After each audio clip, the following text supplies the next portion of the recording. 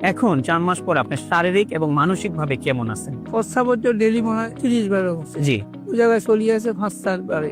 আলহামদুলিল্লাহ। খাবার রুটি থাকতো না, আমি 100 গ্রাম ছেড়ে ভাত খেতে পারতাম না, ওটাও আমার আল্লাহর আল্লাহর মধ্যে রুচিটাও আজকে রুচি খেতে আছে। পারতেছেন। জি, তো সব দিকে আমি 2 মাস বাড়ি থেকে কোনো দিকে বাড়তে পারিনি। 2 মাস পরে আল্লাহর মতো আমি চেম্বারে বসে রুগীও দেখতেছি এবং মাঝে বিতে লাইন ধরিয়ে ওষুধ রাখছি, রুগীও চাইয়ে ওষুধ খাইয়ে মানে আপনি রোগীও দেখতেছেন, আল্লাহর মধ্যে আমাদের ওষুধগুলো খাচ্ছেন। ওষুধ খাইয়ে। যাক, আলহামদুলিল্লাহ, আল্লাহ কবুল করুক। আসসালামু আলাইকুম ওয়া রাহমাতুল্লাহি ওয়া বারাকাতুহু। আমি doctor Mohammad Aslam, DHMH BHB Dhaka, DHMH on course Dhaka বিশ্ববিদ্যালয়। বর্তমানে বিশ্বনন্দিত ক্যান্সার চিকিৎসক অধ্যক্ষ ডক্টর এসএন সারোয়ার স্যারের চেম্বার গণস্বাস্থ্য হোমিওতে ক্যান্সার চিকিৎসক হিসেবে নিয়োজিত আছি। আল্লাহর রহমতে আজকে আমি আপনাদেরকে পরিচয় করিয়ে দিতে যাচ্ছি আমাদের একজন পেশেন্ট, যিনি আলহামদুলিল্লাহ আল্লাহর রহমতে গল ব্লাডার সিএ থেকে উনি আলহামদুলিল্লাহ আল্লাহ ওনাকে মাফ করেছেন। ওনার সাথে আমরা সরাসরি পরিচয় হতে যাচ্ছি এবং ওনার মুখ থেকে আমরা শুনবো ওনার বিস্তারিত চিকিৎসা ব্যবস্থা, ওনার সবকিছু।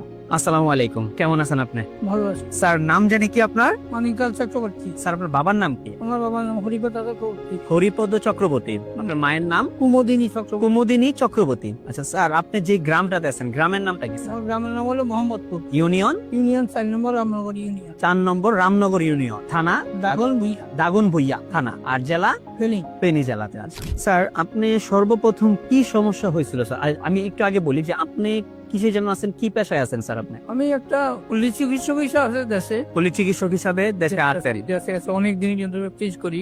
জি, 1976 এর থেকে আমি প্র্যাকটিস। প্র্যাকটিস করতেছেন। হ্যাঁ। আচ্ছা আচ্ছা। তো আমার হঠাৎ করে সকালবেলায় আমার বুকে ব্যথা ছিল, পরে আসতে পারে হুম পেটে যাওয়ার পরে আমি ওষুধ ইনজেকশন যাই দিছি হয়নি, হুম লগে লগে বাড়ি আমি সিটি স্ক্যান করাছি, আলট্রা করাছি, এগুলা করার পরে দেখা যাচ্ছে যে কিছু কয় না। যখন ঢাকাতে আসলাম পরে ডাক্তার দেখালেও ক্যান্সার, ওরা বলছে যে ক্যান্সার। তখন বলছি যে অপারেশন করতে হবে। তখন আমি বললাম যে কি অপারেশন করবেন, এখানে তো 3টা লেয়ার, আপনি যে অপারেশন করবেন আমাকে, আমার পেটের সামনে হলো পাতলা, 2 নম্বর হলো আমার ডায়াবেটিস, সব গুণে আছে। এখন আমরা কতটুকু শিওর আমি যে ভালো বলে সেটা বলতে পারবো না। আচ্ছা আচ্ছা। বলে না আমি তো গরু না, অপারেশন করে কাটিয়ে রাখি না, বই থাকবো। কিছুদিন গেলে ধরবো হসা দিলে কইবেন থেরাপি দিও। অনেক সময় থেরাপি দিতে দিতে থেরাপি টানা লাগু রুগী মরে যায়। হ্যাঁ হ্যাঁ।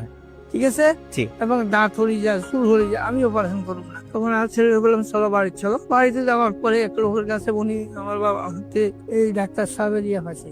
মানে আপনার ছেলে ওই অনলাইনের মাধ্যমে, যে কোনো মাধ্যম থেকে আপনার আমাদের একটা ভিডিও পাইছেন। তখন আমরা এটা নিয়ে এখানে আসছি। আল্লাহর রহমতে আমরা, আপনি যে আমাদের এই চিকিৎসাগুলো করলেন, আপনারা তো ডাক্তার বলছিল যে আপনি এই অবস্থাতে যাবেন, বা যে খারাপ কন্ডিশনটা ছিল সেই কন্ডিশনটা থেকে আল্লাহর রহমতে আমাদের স্যারের চিকিৎসায় আপনি 4 মাসের মধ্যে দেখলেন যে আপনার ক্যান্সারটা আলহামদুলিল্লাহ নাই। এখন 4 মাস পর আপনি শারীরিক এবং মানসিক ভাবে কেমন আছেন? প্রস্রাব ডেলি মনে হয় 30 বার হচ্ছে। জি, ওই জায়গায় চলিয়ে আছে 5-4 বারে।